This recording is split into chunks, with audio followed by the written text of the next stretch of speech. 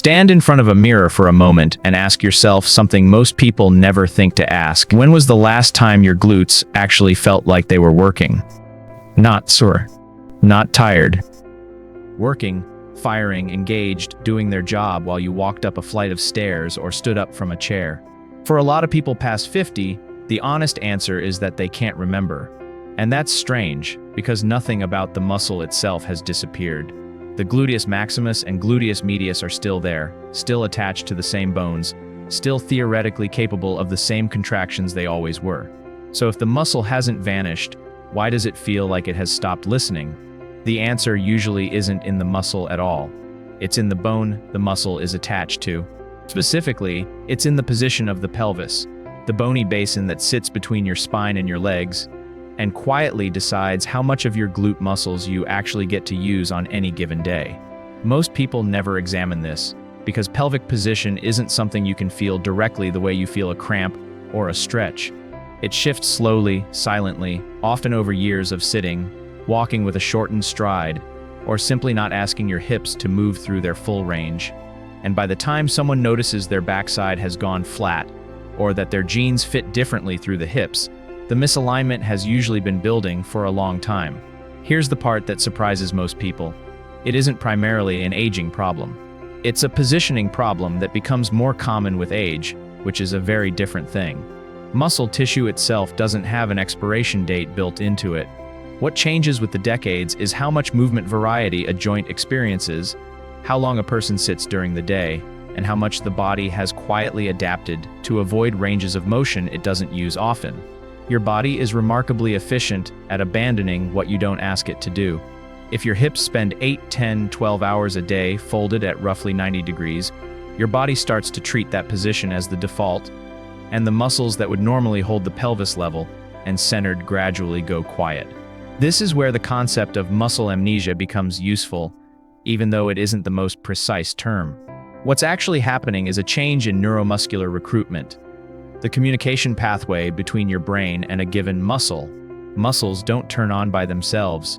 They're activated by nerve signals, and the strength and clarity of those signals depends partly on how often that movement pattern is used and how well the joint it crosses is positioned.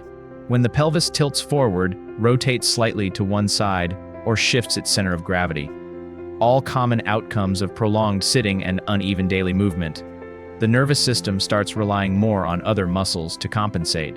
Often, that means the lower back, the hip flexors, or the outer thighs pick up work that the glutes were originally built to do. Over months and years, this becomes the new normal, and the glutes, simply because they're asked to do less, contribute less.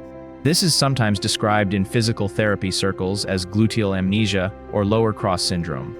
And while the terminology varies, the underlying idea is consistent. Position affects participation. This matters more than most people realize, because the glutes aren't just about appearance.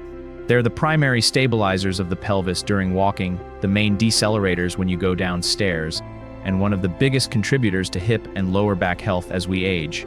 When they underperform, the body doesn't simply accept a flatter silhouette and move on. It reroutes the workload. That's often why lower back tightness, hip stiffness, and knee discomfort tend to increase around the same time someone notices their glutes have lost shape. These aren't separate coincidences, they're connected symptoms of the same underlying shift in how the body distributes effort. There's a common misconception worth addressing directly here, because it sends a lot of people down the wrong path. The assumption is, if my glutes are weak, I need to do more glute exercises. On the surface, that seems logical. In practice, it often doesn't work.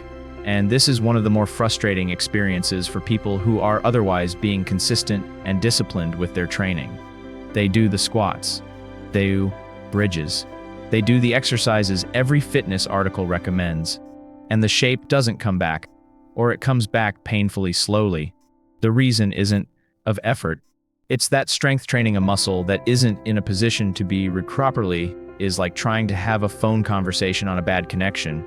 You can shout as loud as you want, but if the signal is weak, most of what you're sending isn't getting through. Research in physical therapy and rehabilitation has repeatedly pointed to the same underlying principle. Joint alignment influences how effectively a targeted muscle can be recruited during an exercise, even when the exercise itself is technically correct. In other words, form matters, but position matters first. This reframes the entire problem. The goal isn't simply build the glutes. The goal is to restore the conditions under which the glutes can actually be built, which starts with the pelvis, not the muscle. Think of it the way you'd about a garden. You can plant the best seeds in the world, but if the soil underneath is compacted, uneven, or blocking water from reaching the roots, growth will always be limited no matter how much you water the surface. Pelvic alignment is the soil. The glute exercises are the seeds. Skipping the first step doesn't make the second step useless, but it dramatically limits how much return you get from the effort you're putting in. So what actually causes this shift, and why does it seem to accelerate somewhere around the 50s? Several everyday patterns tend to converge around this stage of life. Sitting time often increases, whether from desk work carrying into retirement habits, more time driving, or simply a lifestyle that has organically become less varied in its movement. Hip flexor muscles, which cross the front of the pelvis, tend to shorten with prolonged sitting, and a shortened hip flexor physically pulls the pelvis into a slight forward tilt.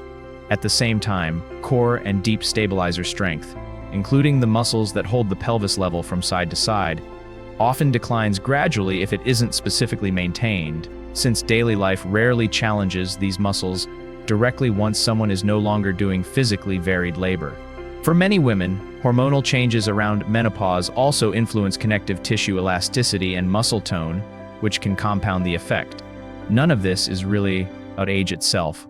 It's about accumulated posture, accumulated inactivity in specific ranges of motion, and the body's habit of adapting to whatever it repeats most often. Understanding the mechanism changes how you should think about the solution, because it means the fix isn't more intensity, it's better sequencing. Before asking the glutes to grow stronger, the nervous system needs to relearn how to find them, and the pelvis needs to relearn what a centered, neutral position actually feels like. This is less about strength and more about communication, reopening a line of contact between brain and muscle that's been quietly on mute. The first practical step toward that is a movement pattern rather than a workout. A controlled hip hinge against a wall that reintroduces lateral pelvic control. Here's how it works, and why the small details matter more than they might seem to. Stand roughly 6 to 8 inches in front of a wall, facing away from it, feet about shoulder width apart, knees soft rather than locked. Rest your hands lightly on your hips so you can feel what's happening as you move. From here, hinge backward at the hips, not by bending your spine, but by sending your hips back toward the wall until you gently make contact, keeping your torso long rather than rounded. Once you're in that position, instead of standing straight back up, shift your hips a few inches to the left. You should notice, almost immediately, a sensation on the right side of your hip. That's the right gluteus medius switching on to stabilize you. Return to center, then shift to the right, and notice the same activation on the opposite side. This slow, side-to-side shifting is doing something your daily life almost never asks your body to do anymore. It's forcing each side of the pelvis to stabilize independently, which is exactly the skill that's been quietly declining. 8 to 10 slow repetitions for 2 sets is enough to start reintroducing that signal. This isn't meant intense. If anything, the more subtle the sensation, the more useful the drill often is, because it means you're isolating a stabilizing pattern rather than recruiting the larger muscles that tend to compensate. Once that pelvic control begins to return, and for most people, an early sense of a reconnection shows up within the first couple of weeks of consistent practice, the second piece of the picture becomes far more productive. Strength work that specifically challenges the gluteus medius, the muscle most responsible for the fullness along the sides of the hips. A regular squat, done without attention to this detail, tends to load the front of the thighs and the main glute far more than the side glute, which is part of why traditional lower body training so often fails to restore hip width and shape on its own. A wall facing changes that.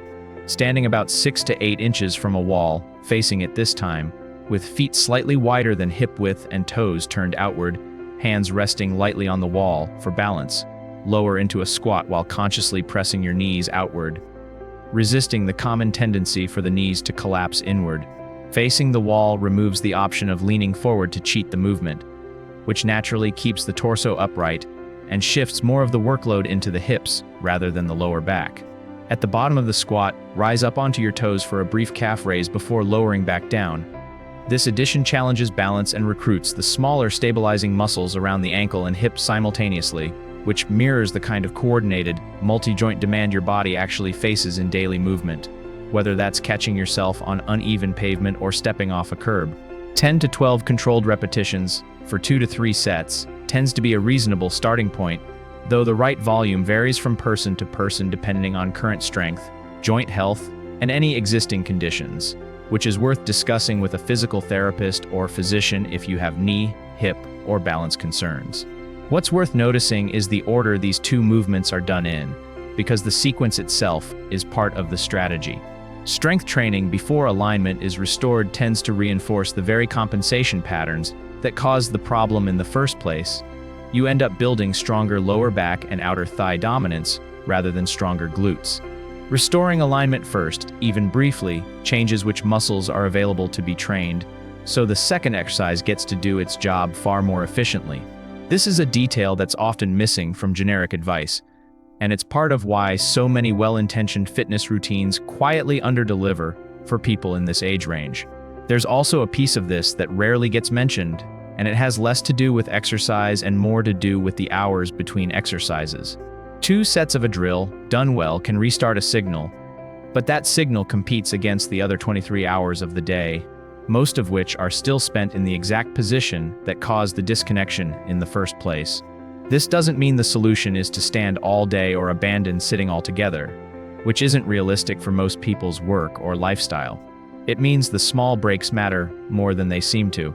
A brief hip hinge before standing up from a chair, a conscious weight shift while waiting in a line, even pausing mid-walk to notice whether your weight is drifting to one side.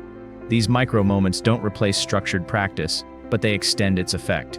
Neuromuscular retraining responds well to frequency, even in small doses, which is part of why physical therapists often prescribe short, repeated drills throughout the day rather than one long session. The body learns a pattern faster when it's reminded of that pattern often, in the actual context where it matters, standing up, walking, turning to reach for something, rather than only during a dedicated workout window. It's also worth acknowledging that this experience isn't identical across every body, and the differences are informative rather than discouraging. Women navigating the hormonal shifts of perimenopause and menopause often notice these changes more abruptly, partly because declining estrogen affects collagen production and connective tissue tone, which can make postural drift more noticeable over a shorter window of time. Men, meanwhile, more frequently experience this pattern as a gradual tighten through the hips and lower back tied to years of a particular occupational posture. Long periods of driving, desk work, or repetitive, one-sided movement from certain jobs or sports. Neither pattern is a flaw. They're 2 different routes to the same underlying issue: a nervous system that has adapted to reduced variety in movement, and a pelvis that has drifted out of the neutral position it was designed to hold. Recognizing which pattern applies to you isn't necessary for the exercises to work, but it can be useful for understanding why the sensation of reconnecting with a muscle feels different from person to person. Some notice it in the hip, some in the lower back releasing tension, some simply in an unfamiliar sense of feeling steadier on their feet. There's a broader implication here that goes beyond aesthetics, even though the visible change, a fuller, more lifted shape through the hips, is often what first draws attention to the issue. Gluteal strength and pelvic stability are directly tied to fall prevention, one of the most significant health concerns as people move through their 60s, 70s, and beyond. A pelvis that stabilizes well laterally is a pelvis that can catch you when you step awkwardly, recover from a stumble, or navigate uneven ground without your body defaulting into a fall. In that sense, working on this pattern isn't really about the mirror at all. It's about maintaining a kind of physical independence that's easy to take for granted until it starts to erode. The ability to walk confidently, climb stairs without hesitation, and trust that your body will respond the way you expect it to. It's also worth being honest about what this approach is not. It isn't a guarantee, and it isn't a substitute for individualized medical or physical therapy guidance, particularly for anyone managing existing hip, knee, or back conditions, or recovering from surgery. Bodies vary enormously in how they respond to movement retraining, And factors like bone density, joint arthritis, and neurological conditions can all influence outcomes in ways a general video can't account for. What the underlying science does support consistently is the broader principle. Joint position influences muscle recruitment, and muscles that aren't recruited well don't respond to strength training the way muscles in good alignment do. That principle holds true whether you're 25 or 85. It simply becomes more relevant with age, because the conditions that disrupt alignment tend to accumulate over decades of sitting, repetitive movement, and unaddressed postural habit. Maybe the most useful shift in perspective is this. A flattening backside, tight hips, or a nagging ache after standing for a while isn't really a sign that your body is falling apart. It's more often a sign that your body has been quietly adapting to how you've been living, and adaptation, unlike decline, is reversible. The same neuromuscular flexibility that allowed your body to gradually deprioritize these muscles is the same flexibility that allows it to reprioritize them again, often faster than people expect once the right sequence is in place. That's a fundamentally different story than the one most people tell themselves about aging bodies, not one of inevitable loss, but one of ongoing, responsive adaptation, where the direction of change is still, in large part, something you get to influence.